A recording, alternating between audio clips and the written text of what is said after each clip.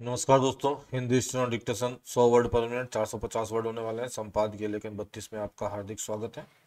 कुछ महत्वपूर्ण बिंदु देखें। 5 सेकंड में हमारा डिक्टेशन प्रारंभ हो जाएगा। स्टार्ट। श्रीमान, मैं आपको बताऊंगा कि खेती में सुधार के बारे में हमारे कुछ लोगों का क्या विचार है। हमने विभिन्न दृष्टिकोणों से अलग अलग विचार किया है, विशेष रूप से सबसे ऊंची सीमा बांधने तथा सहकार के प्रश्न पर, किंतु हम अनुभव करने लग गए हैं कि दोनों का आपस में गहरा संबंध है। अगर हमारे देश में बड़े बड़े फोरम होते तो यह कल्पना की जा सकती है, भले ही आप इससे सहमत ना हो, कि उनका कार्य संचालन दक्षता से होता और उत्पादन भी बहुत बढ़ सकता और साथ ही साथ आधुनिक तौर तरीकों का विस्तार हो सकता। भारत की मूल समस्या यह है कि यहाँ जोत की भूमि छोटी है और टुकड़ों में बटी है। साधारण तौर पर मैं कहूँ कि यह 1, 2 या 3 एकड़ है।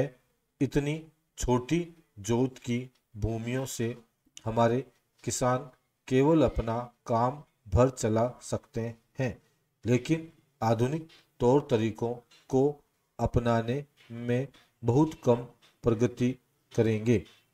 अब सबसे ऊंची सीमा बांध देने से ऐसा भी हो सकता है कि कुछ एक जो बड़े फार्म हैं उनमें काट छांट हो, जो कि प्रयोजन भी है।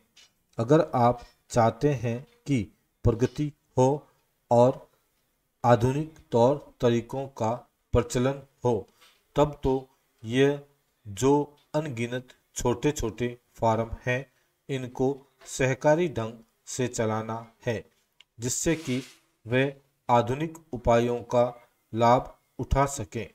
सहकारी ढंग से कार्य करने से मेरा मतलब है विविध प्रकार से सहयोग देना।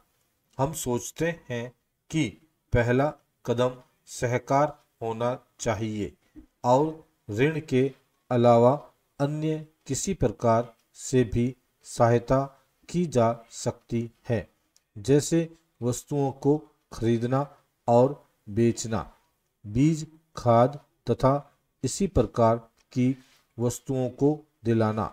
दूसरा कदम है धीरे धीरे बीच वाले आदमी को हटा देना।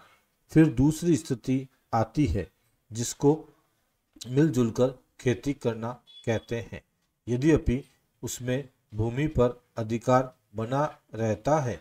इस प्रकार का हमारा दृष्टिकोण है, जिससे अधिक सीमा की समस्या को सहकारों से अधिक जोड़ा जा सके, नहीं तो उत्पादन गिर जाने का भय है।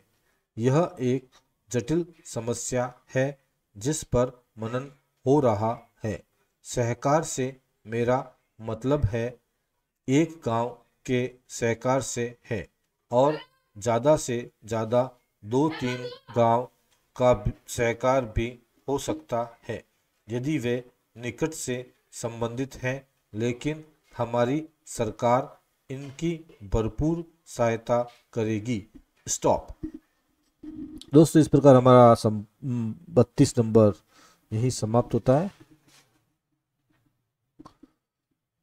कुछ महत्वपूर्ण बिंदु देखते हैं।